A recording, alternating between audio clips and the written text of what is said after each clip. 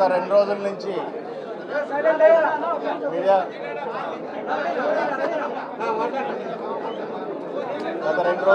మనం చూస్తున్నాము. మీడియాలో కానీ సోషల్ మీడియాలో కానీ వచ్చే చాలా వ్యాఖ్యలు అంటే ఇది ఎక్కడో చిన్న యాక్సిడెంట్ నుంచి మొదలయ్యి యాక్సిడెంట్ కూడా కాలేదు, యాక్సిడెంట్ అవ్వబోయే పరిస్థితుల్లోంచి మొదలయ్యి అక్కడి నుంచి దాని పొలిటికల్ టర్న్ అంటే పొలిటికల్గా ఒక అడ్వాంటేజ్ తీసుకోవడానికి వైఎస్ఆర్ పార్టీకి చెందిన ప్రకాష్ రెడ్డి మాట్లాడుతూ పరిటాల సునీత గారి మీద కావచ్చు, సురేంద్ర గారి మీద కావచ్చు బేస్లెస్ ఆరోపణలతో ఈ చిన్న పార్టీ ఇదైతే మొదలైంది. అక్కడి నుంచి ఆయన ప్రెస్ మీట్లో సమాధానం చెప్పినప్పుడు ఎంఎస్ రాజు గారు సత్సాయి జిల్లా అధ్యక్షుడిగా, మడకశిర ఎమ్మెల్యేగా ఆయన కూడా ప్రెస్ మీట్లో పాల్గొని వాళ్ళు మాట్లాడిన ఎన్నో మాటలకు సమాధానం చెప్తూ అన్నిట్లోనూ ముఖ్యంగా నారా లోకేష్ గారిని తన హత్యలో కుట్ర చేసినట్టుగా వాళ్ళు కూడా ఆరోపించడము.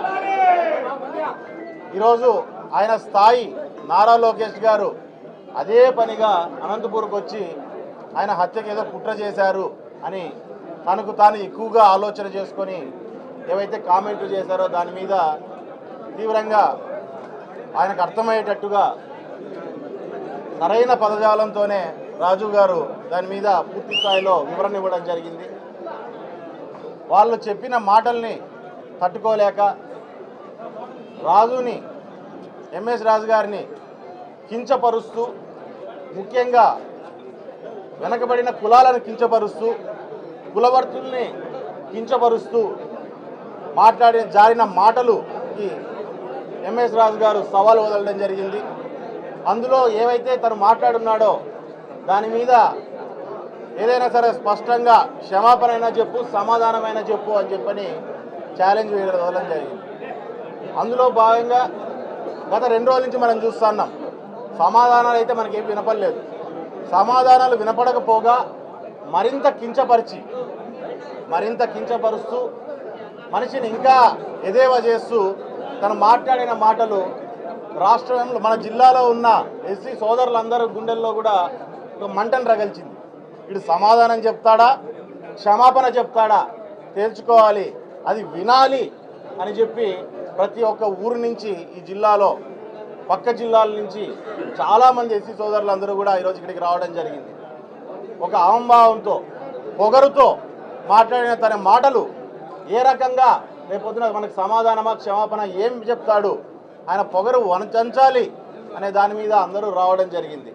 గత పొద్దున చూస్తున్నాం, ఇప్పటికైనా సమాధానమైనా చెప్పొచ్చు, క్షమాపణ చెప్పొచ్చు.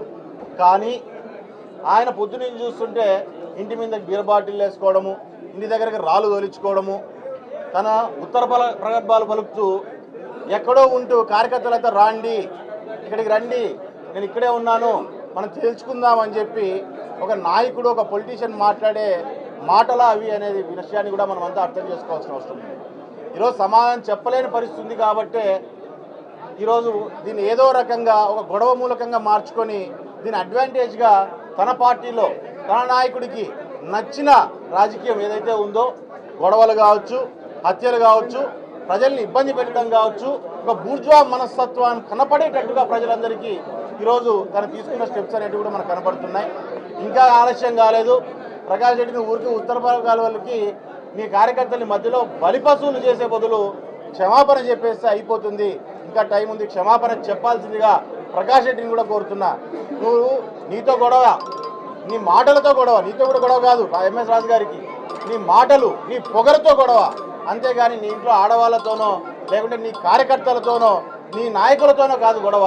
వాళ్ళని ఎందుకు మధ్యలోకి తీసుకొస్తున్నావు అనే విషయాన్ని కూడా ప్రకాష్ రెడ్డి గారికి సూటిగా అడుగుతున్నాం. క్షమాపణ అయినా చెప్పు, సమాధానమైనా చెప్పు, ఇంకా సమయం ఉందని చెప్పి నేను తెలియజేస్తున్నాను.